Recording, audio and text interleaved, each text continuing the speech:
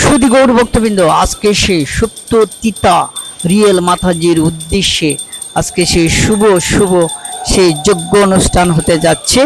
ভগবান শ্রী নৃসিংহদেব ভক্ত রক্ষক, আর যারা এই বিপদে পড়েন তখনই ভগবান নৃসিংহদেবের স্মরণ করেন।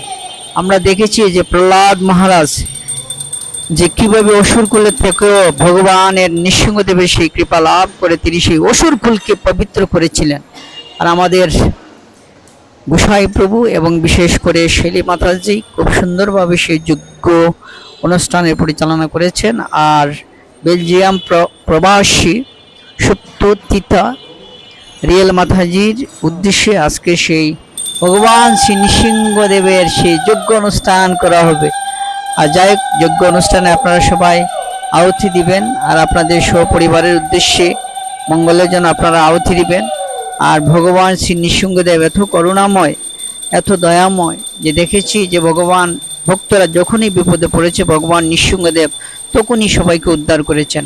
আমরা দেখেছি যে যখন মহাপ্রভু তার সংকীর্তন আন্দোলন নিয়ে শুরু করেছিলেন তখন চাঁদ গাজী এবং মার্থবাদী যারা ব্রাহ্মণ ছিল তারাও সেই ভগবানের সংকীর্তন আন্দোলনে তারা ব্যাঘাত ঘটেছিল। কিন্তু সেই ব্যাঘাত তখন ভগবান নৃসিংহদেব স্বপ্ন যুগে সেই চাঁদ গাজীকে স্বপ্ন দর্শন দিয়েছিলেন এবং তার বুকের মধ্যে আশ্রয় দিয়েছিলেন যে আমার সেই দিব্য সংগঠন বা আমার যে দিব্য যে নাম সংকীর্তন সেটুকু যদি তুমি বাধা দাও তাহলে তোমার বংশ নির্বংশ করে ফেলবো। তখন চাঁদ গাজীর সবাই তার পরিবার সহ চাঁদ গাজী সমস্ত রাজ্য সহ আমরা দেখেছি যে ইতিহাসে মহাপ্রভুর শ্রীচরণ কমলে তিনি সেই আত্মসমর্পণ করেছিলেন।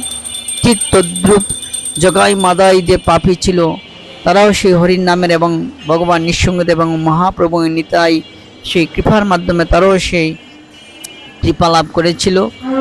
আমরা দেখেছি যে কিভাবে প্রহ্লাদ মহারাজ তিনি সেই অসুর কুলের থেকেও তিনি কিভাবে সেই তার সমস্ত রাজ্যটাকে এবং কি প্রহ্লাদ মহারাজের পিতা হিরণ্যকশিপু সেই ভগবান নৃসিংহদেবের কাছে তিনি সেই ভিক্ষা চেয়েছিলেন যে আমার বাবার সপরিবার এবং বাবাকে যেন সেই মুক্তিপ্রাপ্ত হয়। অবশ্যই ওনার বাবার স্বর্গবাসী হয়েছিল এবং এভাবে তার শুদ্ধ ভক্তকে ভগবান সব সময় রক্ষা করেন ভগবান নৃসিংহদেব কি। যাই হোক, আজকে সেই যজ্ঞ অনুষ্ঠান হবে। আর বিশেষ করে ইস্কনে বিশাল কাহিনী রয়েছে সেই ভগবান নৃসিংহদেব আবির্ভাব হওয়ার পিছনে।